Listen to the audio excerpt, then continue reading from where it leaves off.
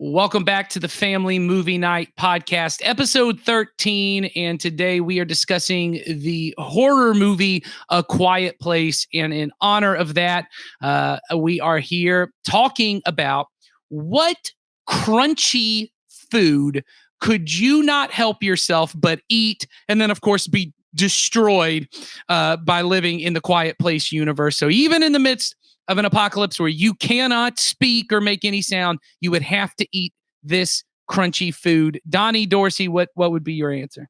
It's going to be either Ruffles chips, like the Ruffle wavy chips, or tortilla chips all day. Like you're just a chip maniac. I am. I'm a chip maniac. I'm going to be like, if it's my life or the chips, I'm going to be well fed, and they're going to have to take me out. I get it. Mine is 100% Popeye's chicken, crunchy as all get out, but man, I can't help myself. Even I've stopped eating meat, but once a quarter, so 4 times a year I eat meat, and it's a Popeye's chicken. I said I gotta give up meat except for 4 times a year I can eat Popeye's chicken. So in the Quiet Place, something would have to come out and swipe my head off for trying to eat that Popeye's chicken. And Sawyer Hewlett co-hosting with us as always, the villain of this podcast. What would you have to eat? Oof, probably popcorn. I would get caught eating popcorn for sure, and then it'd be done because or bacon. I guess bacon kind of counts because cooking that gets loud. But that's true. I cook bacon pretty regularly, and that would probably get me killed first. I will say that was the I saw this movie in theaters, and that of course was the struggle that every person in the theater had, was in the quiet moments, do I eat my popcorn? And you're trying to open it or open up my candy bag really. And what you do is you end up opening it just really slowly, so the sound just goes even louder. Yep. I was sitting next to my roommate in the theater who was eating a snack, and I was like having a conversation. I was like, "Can you shut up, man?"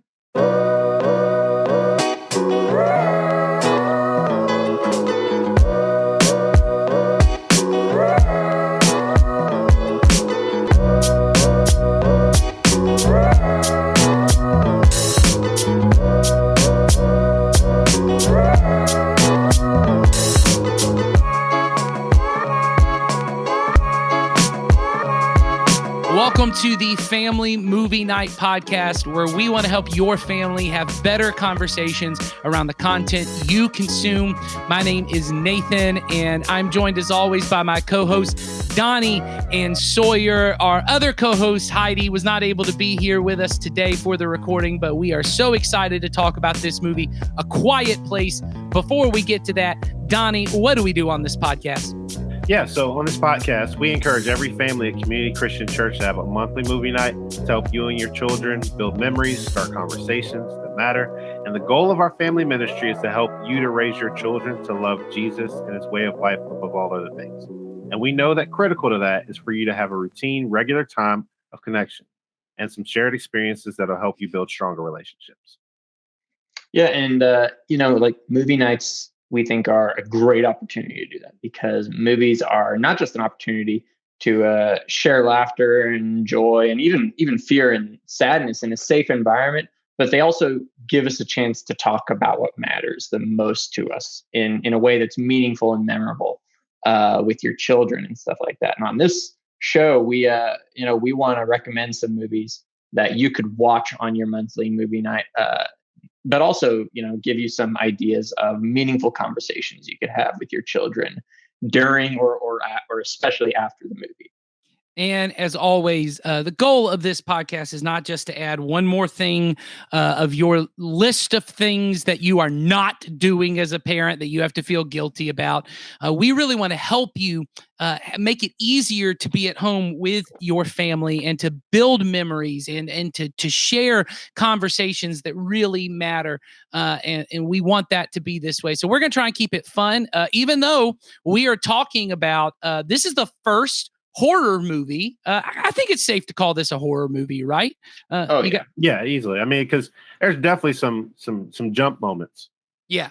So this is the first horror movie we are talking about. I will say it's PG-13, primarily I think just for the horror elements to it. Yeah. There's really not very much language at all. There's not certainly very much sexual content or anything like that in it, but it is a pretty scary, intense. I would call it more of a suspense thriller, even though it has monsters. And I didn't read the IMDb description because normally they're terrible, but this one's actually pretty good. So in case you don't know what it's about, it's a movie that is set in a post-apocalyptic world where a family is forced to live in silence while hiding from monsters with ultra-sensitive hearing, right? So you can't make any sound of any kind. And because these creatures will come and devour you. It is, I don't even know. Are they eating? Do we even get that? Are they eating people? See, when they come in, like it looks more like if you're watching like that tackler from like in the office, like scenes where it's like, oh, I heard a sound. It's like, boom. Yeah. Well, it is like, I mean, it is nuts. Everyone is, the only time you really see the monsters, you don't see them eating anything. Because I would say mostly it's a fairly even bloodless movie. Yeah. There are certain moments, but I would argue that maybe like Home Alone is a more like intense as far as the violence. Oh yeah, Home Alone is closer to a slasher than A Quiet Place. It really is. You see these moments where these creatures come, but they always come from the side as if they're like some kind of like tight end coming out, like it's just at this angle. They're like cut, and boom, they just kind of come in at the side. It's nuts. But I will say this. So this is a movie that came out in 2018, and I had in my head that this movie came out in 2015. It feels like ages ago that I went and saw this movie in the theater. But this movie came out in 2018. It was directed by John Krasinski. He had directed other things. So John Krasinski of Office fame, most likely, or maybe you're a what's the character he plays on the Tom Clancy character? Can't think of his name. Jack Ryan. Jack Ryan. Yeah. Jack Ryan. Good so maybe first season. There you go. So, yeah, but he directed other stuff. This is certainly the most high profile thing he has directed. Yeah. And his wife, Emily Blunt, plays his wife in the film. And this movie made tons of money. I think one of the most profitable movies of that year because it was made for almost nothing. It's very kind of low budget, low cast, made tons of money. And let's just talk about it. You guys all saw it. I saw it when it came out. Donnie, you told me you did not watch it until this viewing. So yeah. Let's talk about this for a second, because I know a lot of people aren't horror movie people. Donnie, are you a horror movie person? And if not, or if so, how did this movie work for you? I like suspense things. I like thrillers. I like things that kind of make me like kind of almost force my attention to the screen more regularly. Cause like sometimes you can watch a movie and like you can miss bits and pieces of it and it doesn't really take away from anything. But I feel like the absence of sound in this was actually what made in different parts of it made it even more intense because it made all the sounds that were made matter that much more, which made it even more intense. So I thought it was good. I mean, if you like thrillers, I think you'll enjoy it. I think it's definitely something that it falls in the horror category. I think primarily just because of the monsters, the monster thingamabobbers. Like that's about it. Because other than that, I mean, it's a thriller, but it's really well done though. Yeah. So. Sawyer, what I know you went and saw this in theaters. You already said what are your feelings about this movie? Yeah, I love this movie. So I have a complicated relationship with horror movies because, you know, when I was a little kid, all that I ever saw was like crappy horror movies. So on your Facebook page, it just says Sawyer Hewlett horror movies. It's complicated. Yeah, exactly. But no, like I only ever like early on, or like my first exposure to horror movies was like bad horror movies and stuff like that. Like the later like Jason and Freddy movies and stuff. Like they're just horrible movies. And then when I got older, I just want to go ahead and say I take objection to those being horrible movies, but that's fine. Continue. And so anyway, but you know, I got older and I started seeing other stuff, and I was, oh, horror is my jam actually. And A Quiet Place was like at peak Sawyer watching like art house horror movies. And I love this movie. It is one of, I think I have a very hot take. I think this is probably my favorite horror movie of the 21st century, if I'm being honest. Whoa! And so I love this movie. All right. Well, let's talk about this. I also really enjoy this movie. I think it's great. I would also probably refer to it as a horror movie. We are primarily, go to IMDb, figure it out. You know your kids best. I don't really think, other than the fact that it's scary, there's anything so objectionable. All of my children have watched this movie. Sawyer asked me before.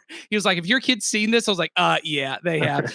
My wife and I are massive horror movie fans. I mean, massive, to the point that like, I don't think there are bad horror movies. I watch them all because whether they are like so stupid that they're funny, or whether they are genuinely terrifying, or whether they're those like really psychological, like that just messed me up in my head, horror movies, I think they work. And I will say this, primarily for the reason of they do give us space to deal with things. And we're going to talk about this in the themes of this movie. They give us space to deal with things that most of us don't want to deal with on a normal basis, which is our fears. What are the things that scare? Most of us want to stuff our fears down and hide them away. But horror movies give me a chance to kind of, why does that scare me? What would I do in a situation like that?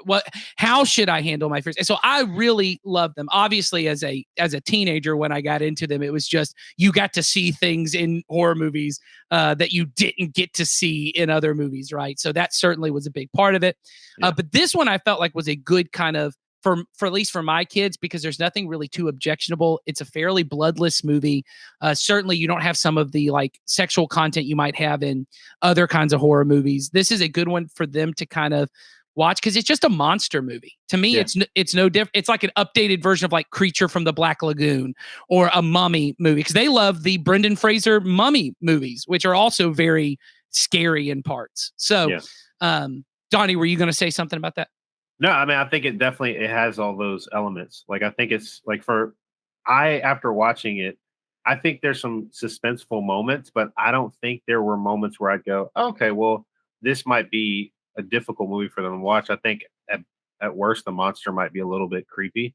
Yeah. But outside of that, I mean, it was just a lot of well done scenes pieced together in a way that was enjoyable. So, yeah. So I think we would say at least, this would be a good movie for your middle or high schoolers. You know your kids well enough to know whether this would be too scary for them.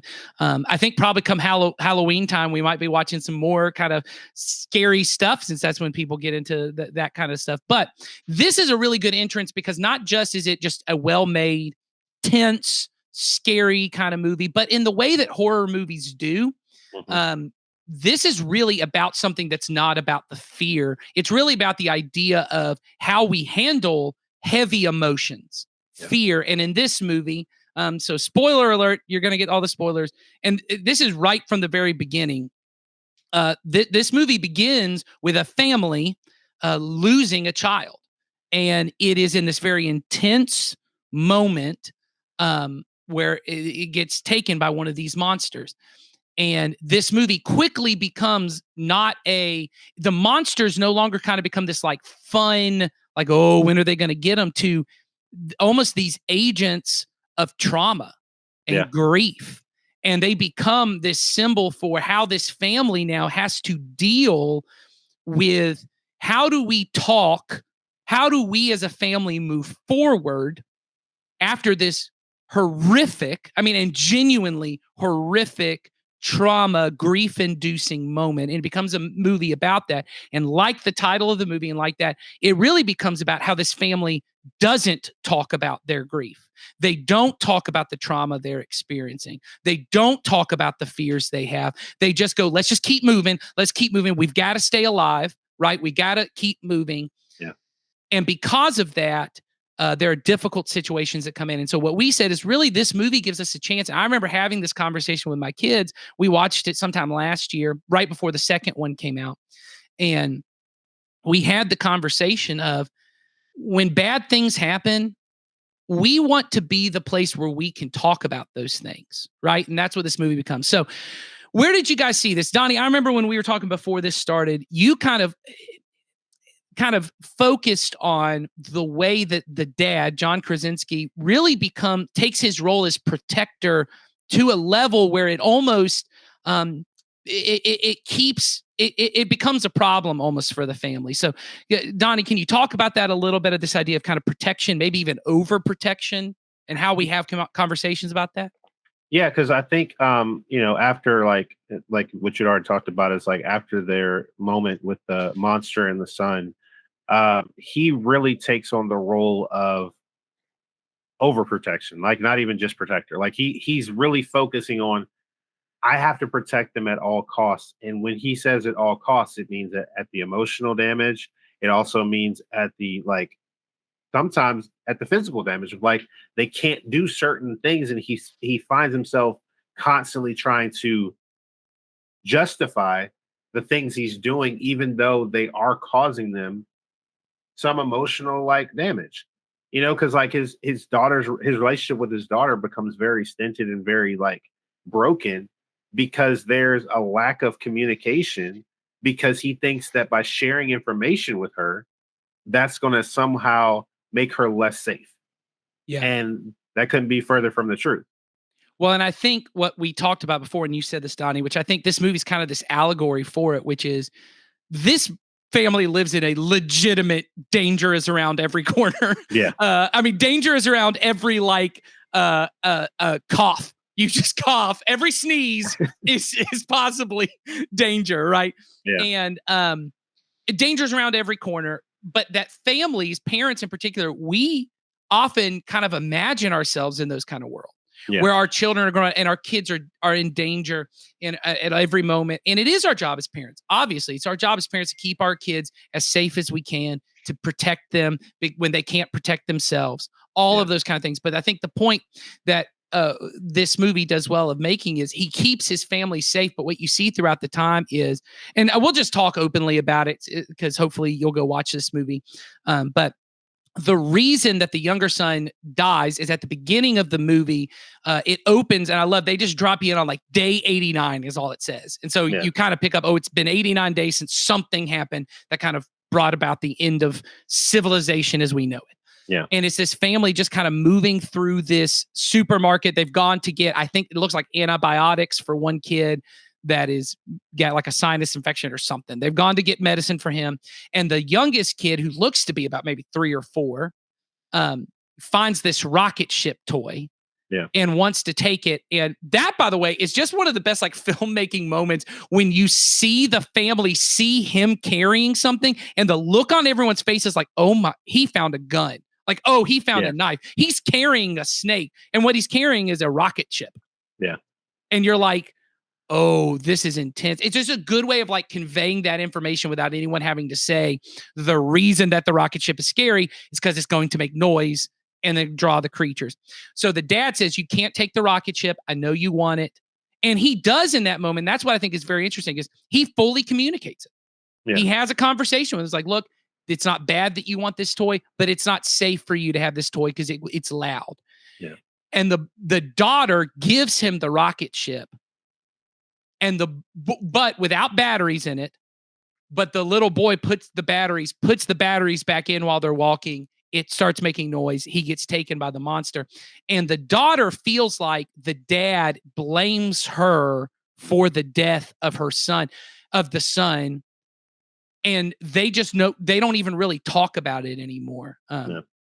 Sawyer, did you see any of those kind of connections of the relationship? Because you talked about that, the relationship between the dad and the daughter and kind of the miscommunication there.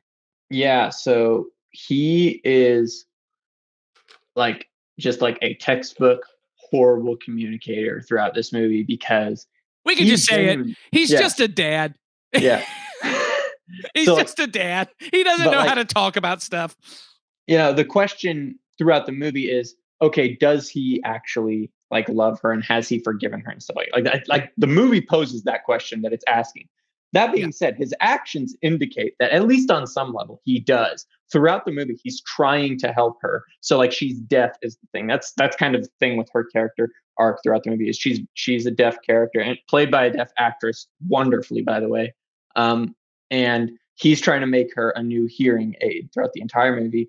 And you put it together about near the end of the second act that is his vehicle for delivering his love. But she isn't that interested in it, okay? Not because like she's like morbid, but just because she thinks that he blames her for the death of their son.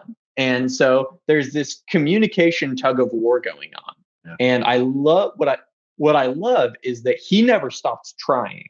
That's kind of like I view this movie with a lens of like perseverance. It's a lot about perseverance. And so he's trying to love her and he can't figure out what to do until there's a moment in the movie where he and his son that they have like 3 kids at the beginning of the movie. There's the middle child is their son, and they go and basically have a break for the movie. It's a moment where as the audience you can kind of relax and they actually get to have a verbal conversation, and it's like it provides clarity for the dad, for John Krasinski's character, and then he like has the answer. And I don't know if we want to go into the ending, but there is a very cathartic moment that happens. Go ahead. If it ties into what you're talking about, go ahead. Yeah. So, I mean, this movie is ultimately a tragedy, if we're being honest, because in his final moment where he gets to communicate his love to his daughter, that he loves her, it's very simple. He simply tells her with sign language that he loves her. That is the big catharsis. And in that moment, his 2 kids are being attacked by the monster. They're hidden in a truck. And then he lets out this super emotionally heavy scream. And the monster comes and swipes him off the screen. And I cry just thinking about it. So. Well, and I think obviously the reason that works as emotionally well as it does is obviously sacrificial love. Anytime you see sacrificial love displayed, that's always a good opportunity for you as a parent to just say, hey, the reason that's so emotional, reason that works is because God designed the world to work in such a way that self-sacrificial love, a person, as Jesus says it, greater love is no one than this, that they would lay down their life for their friends. It points us back to Jesus as being self-sacrificial love.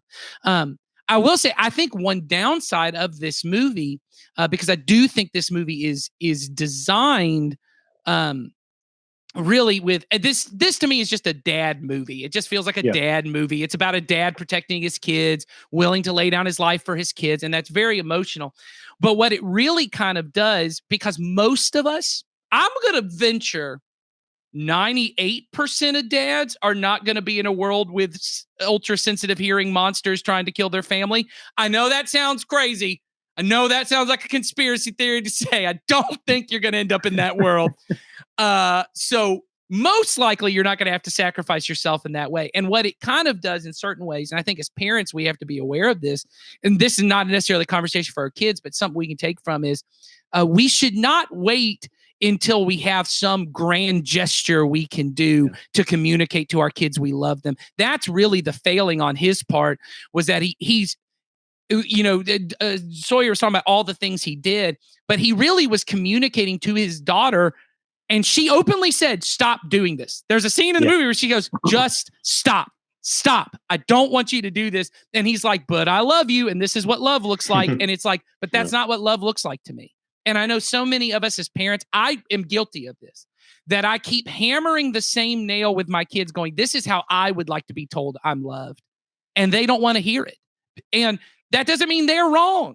I'm the parent. I'm the adult. It's my job to go, what is it that you need? And she keeps saying to him, I want you to tell me why I can't go. And he's like, we're not talking about it. You just don't get to go. Stay home with your mom. I think especially as a parent, like, and a lot of times as a dad, it is that we want to explain things, but sometimes we do it in a way of protecting them. It's like, well, if I explain this to you, then you're going to know about more of the possibilities of what could happen. And then it's a whole different ball game. I mean, it's like sometimes we want to create this safe world, but we treat the world like it's the most dangerous thing in the world. And so they go into the world fearing it rather than just playing it cautiously, and that's the hard part, because as a parent, you don't want your kids to be afraid to take risks or take chances.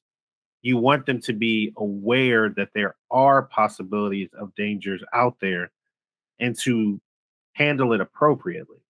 But Yeah. like, and I think in this movie, he's trying to do it, but he doesn't know how to, because it's like the idea, like when you talk about like love languages, some people want to hear you tell them how much you love them, but others would like rather you give them a gift of some sort, Yeah. like, and so it's that difference. And he's like, well, I love you. Can't you tell? Because I constantly work on this project for you. And she's like, if you're not telling me why I hurt you or why you feel the way you do and you treat me the way you do, then it means nothing to me, Yeah. And so it's a very dynamic movie. Yeah, because I think ultimately, and the monsters are really a small part of the movie. I Yeah. bet. I mean, They're the background characters. I'm yeah, almost most of the movie, the middle section of the movie is how this family deals with this tragedy. How do they deal with this? How are they moving forward? Because there's all of this stuff mixed into it. So Emily Blunt's character, the mother, you find out the child dies on day 89, and then it immediately cuts to like day 479 or something like Yeah. that. It's been over a year since that has happened. Mhm. And she's pregnant, and she's like 8 months pregnant. And she's about to give birth, and there's a lot of cool just like world building of like how they're preparing for that. They have this soundproof crib with an oxygen tank. Like, it's just very kind of cool world building how they're preparing for it. But there's even some of that that's going into it. You see at one point, at the end of the movie, the family home gets attacked by the creatures, and when she's getting attacked, she has gone up to that child's bedroom, the child she's grieving the loss of, because all of that's part of it. This new child is coming into the family after the death of this other child. All of those emotions are working it, and no one's talking about it. They're all just kind of dealing with it. And so here's the conversation I think that is so important for us to have with our kids when watching this movie. Some of the stuff we've already talked about, of perseverance, self-sacrificial love. But to me, the central thing that you're going to have lots of opportunities as you're talking about this is you can point to, hey, do you see how they're not communicating? Do you see how they misunderstand each other because they're not talking? Like, there's a scene where John Krasinski takes his son to the waterfall. I think we've already talked about it on here. Yeah. And they're actually able to have a voice-to-voice conversation. And the son's like, she thinks you hate her because she thinks you blame her for this other child's death. And he's like, I never have. I've always loved her. But that's an opportunity for you to say, do you see how they don't understand each other? And the reason why, and I mean, and this is the brilliance of the movie, they can't just have open conversations. Now, they know sign language and such. But it becomes about, hey, I want us, no matter what happens to us, right? No matter what happens to us in life, I want us to be able to be the place where we have these conversations. And even like kind of like Donnie said and Donnie, I love this example you use of not being afraid, but being cautious. I would take it even farther. I think what we're trying to teach our kids is to be wise. Mhm. And that fear doesn't even, there are certain things that are wise. Like I say this to my kids all the time. Like my kids love to climb trees and they love to do this and they go up higher than I probably would feel comfortable with them. So what I often say is, look around you. Yeah. Is it wise for you to stand on that branch? And then I'm now teaching them that not that the world is a scary place, not that or we'll say that when we cross the road. Why is it unwise to cross the road without looking both ways, right? I'm not teaching you to be afraid of things. I'm teaching you that there are things in this world, that the world operates by certain rules. Yeah. And if you jump off a building, something's going to happen to your body. So you should be wise and not do that. And if you just walk into the street without looking both ways, something's going to happen. It's not something to be scared of. It's something to be wise about. And if I can help my child to be wise about the world and to look around, but that requires them to have knowledge of the world. Yeah. Because what ends up happening is, what we know often is the things we're afraid of, that isn't from wisdom. I'm afraid of some things that are irrational. Mm-hmm.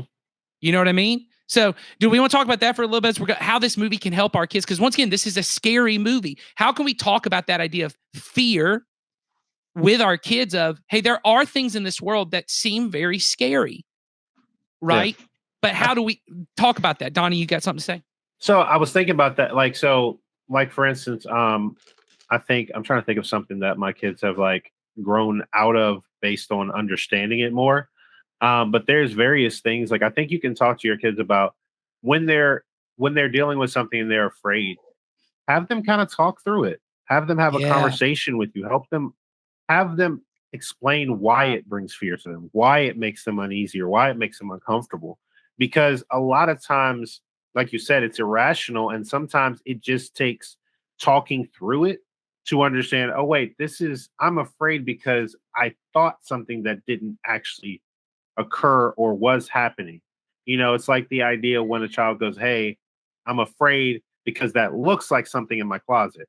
It's like, well, how can we Right. eliminate this thought? It's like, you don't have to be unwise about it. You can be wise about it and go, okay, well, do you have anything in there that would be that size or that shape of in your closet? And like, oh yeah, I do have this particular thing. And then you walk them through that process, because I think those are the steps that we often give ourselves as we grow and get older, is to think through this. Okay, does this make sense? Or is this something that I haven't taken time to process? Yeah. Well, and I think when you get to that, Donnie, and I think that's an opportunity for us. I think if we have really young kids, kids that are to 10 and younger, to be able to have the conversation of, like you're saying, of what our kids need to feel at that point is, hey, mommy and daddy are keeping you safe. Like, they don't need a 4-year-old doesn't need a full concept of the world. Yeah. Their concept of the world needs to be mommy and daddy keep me safe. God keeps me safe, right? Like, those ideas are important. But since we're talking about, this is a movie that you're primarily going to be watching with your older kids, I think the struggle often, and I have a kid who's a preteen now, entering closer to the teen years, and I'm aware she's going to be without me pretty soon, right? As far as like in her life every day, she's going to be able to drive a car. She's going to be able to go to college. She's going to be able to do all these different kinds of things. Yeah. And instead of overprotecting at that moment, the best thing I can do is to come in and go, hey, let's talk about what's the wise thing to do. What's the thing that honors God, honors other people? Like, those are conversations that fear, because once again, as we know from scripture, love drives out all fear. Perfect love drives out all fear. So there is no way for me to be focused on love and to be afraid. So I can look at things that are dangerous and I don't have to be afraid of them, right? I can look at them and say, okay, how can I be wise with that, right? Fire is dangerous, but it doesn't have to be scary. I can put it in my fireplace. Yeah, because that's kind of like one of the things I think about when I'm like with my kids. I mean, I remember hearing the statement of like, I'm not raising this child at this age. I'm raising them to be an adult eventually. So Right. my thought is, a lot of times, is I want to give them tools. I want to give them the ability to make a better decision, so that if they don't have me around to make that decision, they go, okay, well, what dad was telling me about this is that I just have to look at these situations. Because I think often as parents, sometimes we wait too late to equip our kids with the tools to handle the world around them, because we spent so much time protecting them and staying in the role of like guard dog or protector, and not becoming the person that's going, okay, look, now I'm your guide. I'm your teacher, and I'm going to continue to give you things that will make you less dependent on me. Not Well, because yeah, go ahead. No, go ahead. Finish what you're going to say. But not to like remove yourself from it, but to take a different role, because I think that's what happens, and that's where a dynamic shift happens in parental relationships with their kids, is that they didn't transition out of the role of, hey, this is my baby, to this is my child that's growing older and learning more about the world, and it will experience it with me at times, and sometimes without me. So just to kind of wrap up this conversation here before we get into our lightning round, I think what Donnie's getting at there, that's huge. And I used to say this all the time when I would have conversations with older high schoolers a lot. We would have a group of juniors and seniors, and I would say to them all the time, hey, give your parents a break, because I know you sometimes feel like they're trying to control you. I know, you're 17, you're 18, and you want to be an adult and you want to have more freedom. And I would just say this, and maybe parents don't like this. I would just say, your parents are scared. That's just the truth. You're ready to be an adult, but they're not ready for you to be an adult. And just like this is your first time being an adult, this may be their very first time having a child that's an adult. And it's scary to put you out in the world. So try and give them a break. But you, because I'm talking to parents now, it's your responsibility to have that conversation and to be vulnerable enough to watch this movie and see a dad who's scared for legitimate reasons. There are legitimate reasons that he thinks the world is a dangerous place, and be able to have the conversation with your kids and say, hey, look, sometimes I make decisions and they are based out of fear, and that may not be the best choice for me as mom or dad.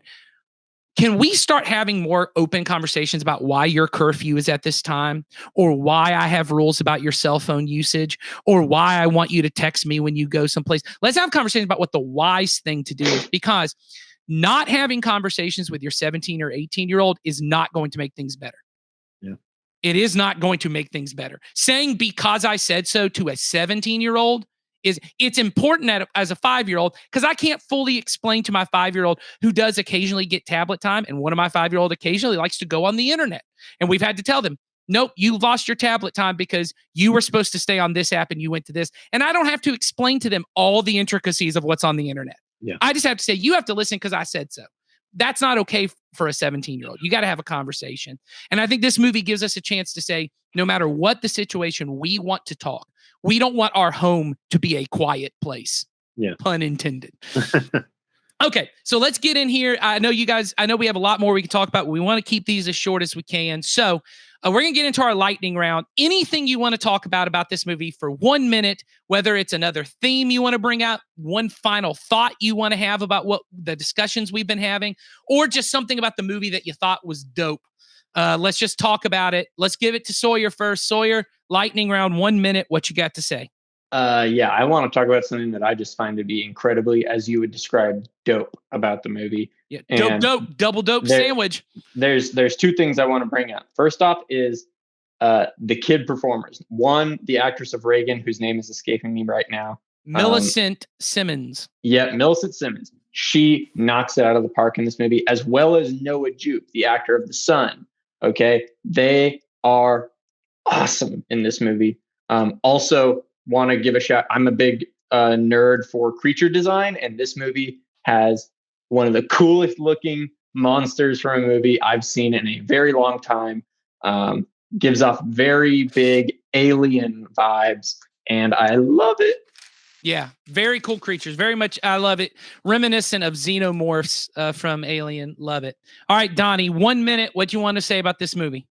I mean, honestly, it's just a really good movie. There's so many good things from the acting, like you said, Sawyer. Like from the adult actors to the child actors, they are phenomenal. Like they carry the story. I love the fact that they utilize the idea of no sound in various parts that added so much more depth to the moments. Like I love how every moment was calculated. I love the scene of him at the waterfall, and then having that conversation and explain and it logically making sense to the context of the story. I love how he was at the pond and he was explaining how he was going to teach him how to do this, but you can't do it this loud because, and then like the kid, I love that dynamic of the kid talking to him going, well, why doesn't this work? Why can I do it here, but I can't do it there? And he's like, perfect. Like that aha moment. Because as a parent, I love those teachable moments. And like when they come up, I'm like, ooh, okay. Because I feel like I have wisdom to embark, and when they're engaged in it, it makes it like 100,000 times better. Yeah. Yeah. I don't really have a full minute on mine. This may be the first time I don't have more to say than a minute on my lightning round. All I'm going to say is there are two moments in this movie where there are two adult men, John Krasinski's one another, that their way of just ending everything is to just go outside and scream into the abyss. And I go, man, there's nothing that sounds more like parenting than just having to spend the whole day with your kids and go stand on a car and scream into the abyss for a monster to come destroy you.